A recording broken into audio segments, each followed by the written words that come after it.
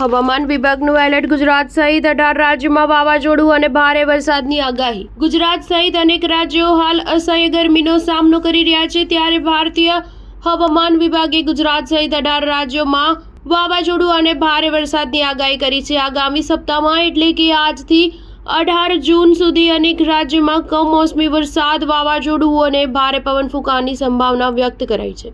આઈએમડીએ Gujarat, Tamil Nadu, Puducherry, Kerala, Andhra Pradesh, Telangana, Karnataka, Maharashtra, Himachal Pradesh, Uttarakhand, Delhi, NCR, Haryana, Chandigarh, Punjab, Uttar Pradesh, પશ્ચિમ બંગાળ, સિક્કિમ અને આંદમાન નિકોબાર માટે વરસાદનું એલર્ટ જાહેર કર્યું છે. તમિલનાડુ, પુડુચેરી અને કરાઈકલના જુદા જુદા ભાગોમાં 9 થી 12 જૂન વચ્ચે ભારે વરસાદ, કેરળ અને માહેમાં 9 થી 15 જૂન દરમિયાન મુસળધાર વરસાદ, રાયલસીમામાં 10 થી 13 જૂને ભારે વરસાદ, આંધ્રપ્રદેશના દરિયાકાંઠા વિસ્તારો અને યનમાં 11 થી 12 જૂન ભારે વરસાદ, તેલંગાનામાં 12 જૂને મુસળધાર વરસાદ, કર્ણાટકમાં 9 થી 10 જૂને વરસાદ, લક્ષદ્વીપમાં 13 જૂને ભારે વરસાદ, કર્ણાટકના દરિયાકાંઠા વિસ્તારોમાં 11 થી 15 જૂન વચ્ચે વરસાદ પડવાની સંભાવના વ્યક્ત કરાઈ છે.